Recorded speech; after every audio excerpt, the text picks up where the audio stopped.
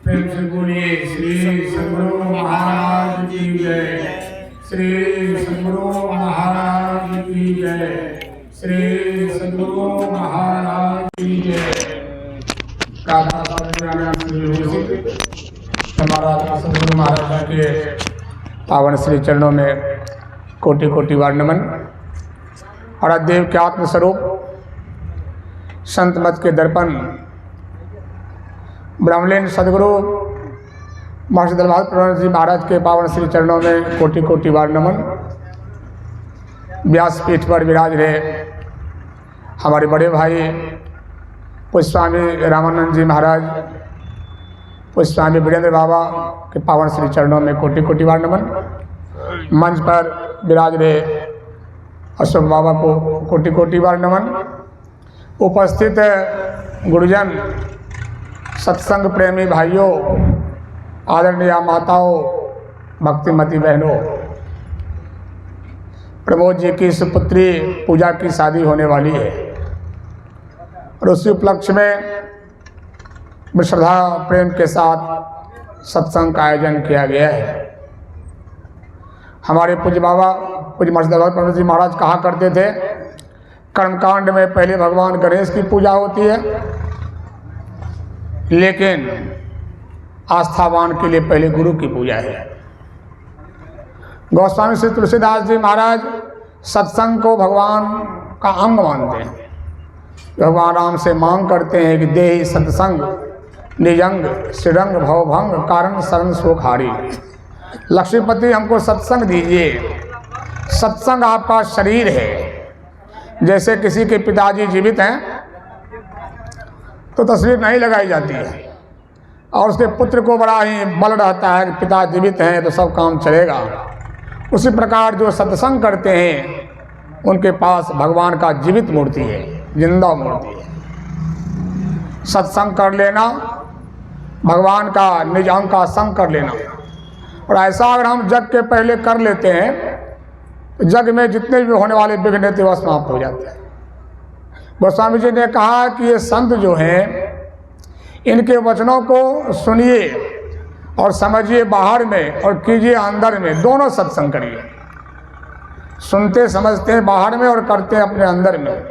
क्या लाभ होगा? मज्जन फल देखिए तत्काला, का कोई पिक बकौ मराला। माजने तत्काल फल होगा, कौवा कोयल हो जाएगा और बगुला हंस हो जाएगा। कौवा भी काला होता है और कोयल भी काली होती है। रंग में कोई अंतर नहीं है, स्वभाव में अंतर है। कर्कश बोलने वाले मधुरभाषी हो जाते हैं, उन्हें बोध होता है ये श्यामनगर, ये सोनापुर का ये जो हमारा घर है, ये ज़मीन है, ये जरूर रहेगा, हम नहीं रहेंगे। और जब यह हो जाता है बहुत तो आदमी की बोली मीठी हो जाती है, लोग शांत हो जाते हैं। साधु वही बनते हैं जिसको पता होता है कि अब जीवन के बाद भी कोई जीवन है, जीवन के लिए क्या सोचना है। इस सत्संग से मद उतर जाता है। विवेकानंद के परम गुरु प्रहलाद महाराज कहते हैं कि जैसे कोई दारू शराब पी लेता है और उसको चावल का धोवन पिलाया जाए, जो माताएं चावल धोकर बनाती हैं, तो नशा उतर जाता है। और किसी को संसार का अगर मद हो गया हो, वह सत्संग करे तो उसका संसार का मद उतर जाएगा। और जब तक यह मद ना उतरेगा तो सत्संग करते रहिए, वो सत्संग भी आपको लाभ नहीं देगा। सत्संग से मद उतरना चाहिए, आपके मन में वैराग्य वृत्ति होनी चाहिए। यह जो दोनों सत्संग करना होगा, बाहर में भी और अंदर में भी। अंदर में आप ध्यान करते हैं, मांजते हैं, देखिए बर्तन को चकाचक हो जाता है, कपड़े मांजे जाते हैं साबुन पानी से। उसी प्रकार से अपने मन को मांजिए। और मन सूक्ष्म है, उसको पकड़ने का कायदा दृष्टि भी सूक्ष्म है। दृष्टि से मन को पकड़ा जाता है, दृष्टि के सहारे मन को पकड़ कर रगड़ते हैं, यह अंदर का सत्संग होता है। ऐसा होने से हमारा स्वभाव बदलेगा, हमारा विवेक जगेगा, हमें यह बोध होगा कि जो किया तो किया। जिसको कुछ उल्टा पुल्टा बोले अब नहीं बोलेंगे, और तब तो हाथ जोड़ेंगे, आपका स्वभाव मीठा होने लगेगा। और यह भी बोध होगा कि जो खाए सो खाए। कहा कोई पिक बकाऊ माराला, कौवा पिक मतलब कोयल, आप बकाऊ कहते हो बगुला को, बगुला हो जाता हंस। एक संत हुए, संत पलटू साहब अयोध्या जी में, उन्होंने कहा कि जो लंबा टीका लगाता है और काख में जनेऊ पहनता है और खाता है मछली मांस, तो कौन जात है वो? मनुष्य की जात लोग गिनते हैं, फलाना जात का आदमी है। इन्होंने एक शब्द में कहा कि लंबा टीका काख जनेऊ तो बगुला जात पखंडी, मनुष्य है ही नहीं, बगुला का जात। रेलगाड़ी से आ जा रहे थे हम लोग, एक लड़का मेरे बगल में बैठा हुआ था। स्वभाव होना चाहिए, कुछ खाइए, लोगों को दे दीजिए। हम लोग प्रार्थना गाड़ी में की, अंगूर था, विजय जी अंगूर दिए थे कटिहार से, हम पे धो के अमर कुछ खा लो। तो अगल बगल लोगों को भाई खा लीजिए, सज्जन ले लिए। एक लड़का मेरे बगल में बैठा हुआ था, बोला बाबा हम परीक्षा देने जा रहे हैं, एमए की परीक्षा, पूरे इंडिया जा रहे हैं, खाइए। तो कहता है कि हमें रोज़ा में है, रोजे मुसलमान है। हमने कहा इतना बढ़िया रमज़ान का समय है, आप पढ़े लिखे युवक हैं, वो एक बात हमको समझा दीजिए, जिस मस्जिद को हम बनाते हैं, जिस मंदिर को हम बनाते हैं, ना तो मंदिर में और ना तो मस्जिद में मछली चढ़ाते हैं या मांस चढ़ाते हैं, पाक साफ होते हैं, वुजू करते हैं, तब जाते हैं। और जो खुदा ने खुद ही बनाया, आपका शरीर किसने बनाया? हमें देखिए तो आपका चेहरा और मिलता है कि नहीं? आपकी आंखें हमारी आंख से मिलती है कि नहीं? एक ही मालिक बनाने वाला है, तो खुदा के मस्जिद में क्यों डालते हैं और रमजान समय में डालते हैं? कहा कि हमारे धर्म में हुक्म है। अरे क्या हुक्म है? कि हलाल करके खाना चाहिए। समझते हलाल का मतलब क्या होता है? हलाल का मतलब काटना नहीं होता है, हक हलाल। हलाल का मतलब होता है कि पूरा ईमानदार, पूरी ईमानदारी जो खा ले वो हलाल कमाई खाता है, उसको हलाल कहते हैं, दूसरे को हलाल नहीं कहते।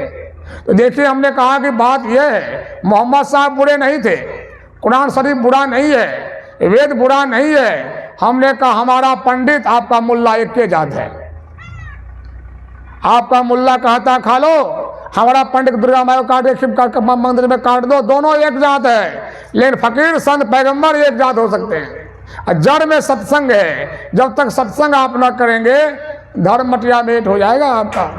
ये बगुला जो जितने भी लोग हजूर कहा करते थे, सुंगा में कहते थे, हजूर कहते थे कि जब कहते जितना जान लेंगे उतना हमारा भी जान लेगा, जान के बदले जान देना होगा। जब यह बोध होता है मन में, सोच अब खाए तो खाए, अब नहीं खाए। कहता हूँ कही जात हूँ, कहा जो मान हमार, जाका घर तू काटियो, सो फिर काट तुहार। संत साहब को कह के जा रहे हैं, इसमें किसी तरह की बात नहीं होगी। हम धम्मपद का पाठ कर रहे थे, समाप्त हुआ हमारे आश्रम में। एक दिन आया गाथा में, भगवान बुद्ध रास्ते जा रहे थे अपने शिष्य आनंद के साथ में। तो भगवान बुद्ध की दृष्टि गई, एक घर में एक बिल्ली थी, एक मुर्गी थी, दोनों को देख भगवान बुद्ध हंसने लगे। आनंद ने पूछा भगवान क्या हुआ,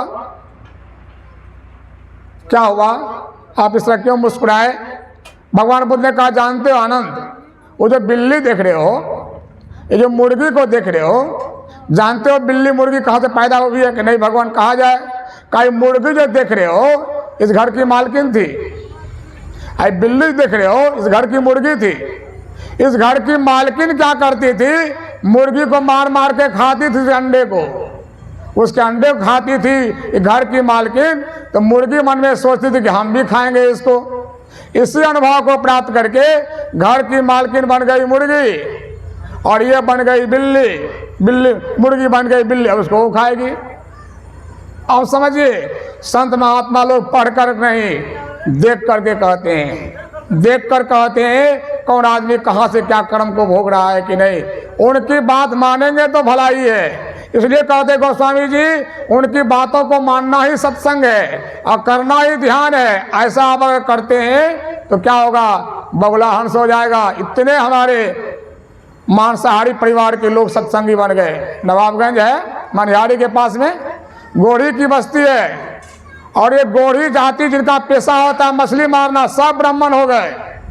एक से एक सत्संगी, रमाकांत बाबू, श्रीकांत बाबू, हम तो पढ़े गुरु महाराज के प्रवचन में श्रीकांत बाबू के श्राद्ध में सरकार कहते हैं श्रीकांत बाबू बड़े ईमानदार बड़े गुरु भक्त थे। रावतर बाबू हमको सुनाए थे गुरु महाराज जी उसको कुछ बांध के दिए थे पुटरी में कि बेटा श्रीकांत इसको रख दो, और रख दिए बक्सा में। सरकार बोले मनिहारी में कि श्रीकांत, हाँ सरकार ले आओ। ला करके दिए और आदित्य ने सबके सामने में कहा श्रीकांत को देख लो। खोल कर देखा भी नहीं इसमें क्या है, जैसे गिरा वैसे गिरा लगा हुआ है। इतने ईमानदार।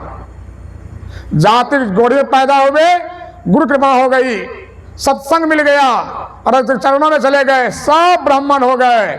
आज जिनके घर में वेद होता था उस घर में मुर्गा बोलने लगा। सत्संग से जो हट गया वो सब कहाँ चले गए कि नहीं चले गए। सत्संग की महिमा छिपी भी नहीं है। गोस्वामी जी ने कहा, सुन रहे थे आप लोग, रत्ना कड्डा को सरकार हजूर सुनाते थे, 72.5 मन जनों मार के जमा किया था, बिना जनों वाले को ही मारे होंगे। ऐसे को हत्यारा को समाज स्थान नहीं देगा। हजूर कहते थे हटाओ, बैकाट करेगा, जवाब देना होगा। सत्संग उसको भी स्थान दिया और उसको रत्नाकर से वाल्मीकि हो गए, दासी का बेटा देवर्षि हो गए, घायला जन्मे थे अगस्त मुनि, कितने बड़े हो गए। ये जहां कर भी बिनु सत्संग विवेक न होई, राम कृपा बिनु सुलभ न सोई। विवेक का मतलब क्या होता है? पूजा की शादी हो रही है, शादी मनुष्य के बच्चे की होती है, जानवर की नहीं होती है।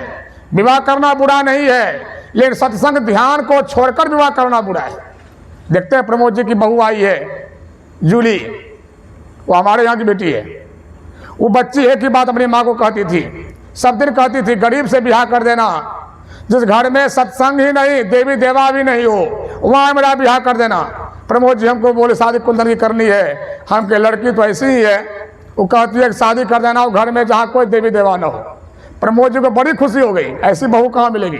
ये बोले कुछ दो कि नहीं दो, शादी इसी से करेंगे। ये बोलिए तो विवेक है कि नहीं? ऐसी विवेक वाली बच्ची है, पूजा है, ये घर की बच्ची है, सत्संग ध्यान सुनती रही है, संत महात्मा आते रहे हैं। प्रमोद जी को बहुत प्रेम, इनको कितना प्रेम है ये कहते रहते हैं हमको। हम दीक्षा तो नहीं ली है पूज्य बाबा से, नेपाल से, बाबा पर को सबसे बेसी आस्था है, सबसे बेसी उनके प्रति आस्था है। यह आस्थावान घर की बच्ची है, इसका विवाह हो रहा है। विवाह हो रहा है तो क्या हो रहा है? मनुष्य को विवाह करना है, मतलब क्या है? जीवन संयम से, हजूर कहते थे विधि पूर्वक रहिए, कोई हर्ज की बात नहीं। एक नारी ब्रह्मचारी, एक पति सत्यवती। अगर विधि पूर्वक रहा जाए जीवन में पति पत्नी, उस घर में प्रहलाद आएगा, उस घर में ध्रुव आएगा, उस घर में नचिकेता आएगा, उसी घर में कोई साधु महात्मा आएंगे। यह अच्छे दाम्पत्य जहाँ होगा, विवाह में सत्संग करवाया जा रहा है, दोनों बोध दिलाया जा रहा है, जग में कोई विघ्न न हो और पूजा को यह बोध हो, यह बोध हो जाए कि हमारा जीवन जो है भगवान मानव का तन दिया है। हम संयमित होकर, हजूर सुनाते थे अभयानंद स्वामी कहानी, कहते थे अभयानंद स्वामी, पहले उदित नारायण चौधरी उसका नाम था, हजूर सुनाया करते थे प्रवचन में, धारारा में कहते थे। पूज्य संस्कृत बाबा के सानिध्य में हजूर रह रहे थे। का एक दिन निमंत्रण आया पुष्पधर बाबा को, कहा हम नहीं जाएंगे, दोनों महात्मा को ले जाइए। हजूर गए और साथ में अभयानंद स्वामी रिक्शा पर हजूर सुनाते थे कि रास्ते में निकाले फोटो, कहा कि दल बहादुर बाबा फोटो पहचानते हैं किसका है? हजूर बोले हम देखे दम दर करता हुआ फोटो में स्वामी विवेकानंद जैसा लगता है। नहीं बाबा, विवेकानंद हमारा बड़का बेटा है। कहा हो सकता है। तब कुछ जानते बाबा कैसे हुआ? हजूर बोले हम तो संसार छुए नहीं किए, किसको ब्याह कहता है और किसको बाल बच्चा कहता है, हम सत्संग ध्यान कैसे होता है ये हम जानते हैं। आप दोनों चीज छुए हैं, आप दोनों से क्या ज्ञान को आप जानते हैं। तो कहा बाबा जब हम कॉलेज में पढ़ते थे तो हम पढ़ते थे पति पत्नी को कैसे रहना चाहिए, किस ख्याल में संगम करना चाहिए, किस ख्याल में मिलन करना चाहिए। जैसे ख्याल में मिलन वैसा बाल बच्चा होगा, तो हम दोनों पति पत्नी सोच करके विवेकानंद का ख्याल के विवेकानंद जैसा बेटा होगा, और दूसरे बाल बच्चा में ख्याल बगा तो लोहिया का पेंदा हो गया।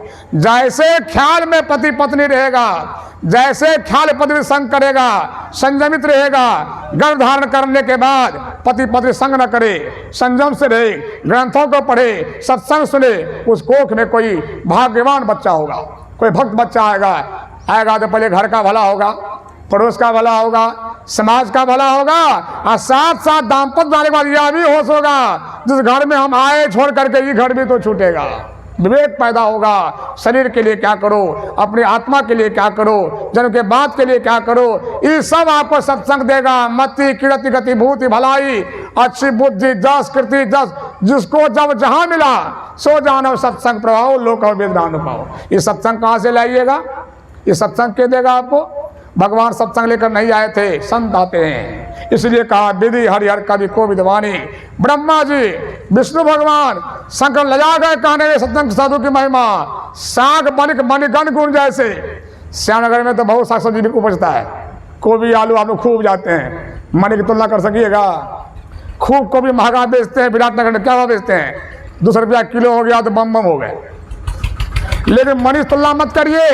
ये ब्रह्मा जी शंकर विष्णु भगवान नहीं कर सकते साधु की महिमा, जैसे साग बेचने वाली मां मणि की भाव नहीं कर सकती है। ये साधु कितने बड़े होते हैं कि नहीं। गोस्वामी जी कहते मैं विनती करता हूं हमको राम के चरणों में अनुराग दीजिए। अगर परमात्मा में प्रेम करना है तो संत की कृपा प्राप्त करनी पड़ेगी। ये संत कैसे होते हैं? कबीर खड़ा बाजार में सबकी मांगे खैर, अन्ना काहू से दोस्ती ना काहू से बैर। ये साधु की महिमा है कि नहीं। देखिए प्रमोद जी का प्रेम है, क्या कहिएगा। सत्संगी है बेचारे, घरेलू संबंध भी है। हम तो आने, हमको सोचेगा छोड़ दीजिए, हमको अभी अब पहुंचना है भवानीपुर धाम, कल हम यहाँ भंडारा आश्रम में। हम बोले छोड़ दीजिए, कहा थोड़े काल के लिए भी आइए। इसलिए हम आए। ये पूजा की शादी हो रही है। मैं गुरुनाथ से प्रार्थना करता हूँ, हजूर से प्रार्थना करता हूँ यह जग निर्विघ्न संपन्न हो कि नहीं। अब पूजा के दाम्पत्य जीवन में संत मत की सुगंध जाए, संत सत्संग जाए, इस परिवार में भी, जो आने वाले इनके दामाद होने वाले उनके जीवन में भी। और पूजा अपने जीवन में जो सीखी है श्यामनगर में, इसको कायम रखेगी। जो बच्ची सत्संग ध्यान को पकड़ी रहेगी, उस घर में ना धन घटेगा ना शांति घटेगी। ये जीवन सुंदर रहेगा कि नहीं। मैं गुरुनाथ से प्रार्थना कर, हजूर से प्रार्थना करता हूँ तो निर्विघ्न संपन्न हो। अब पूजा एकदम सत्संग ध्यान का इसको जो आशीर्वाद गुरुनाथ जी का मिले, इन्हीं शब्दों के साथ हम आप क्षमा मांगते हुए हमको चला जाना पड़ेगा। हम आप क्षमा मांगते हुए अपनी वाणी को विराम देते हैं। प्रेम से बोलिए सदगुरु महाराज की जय।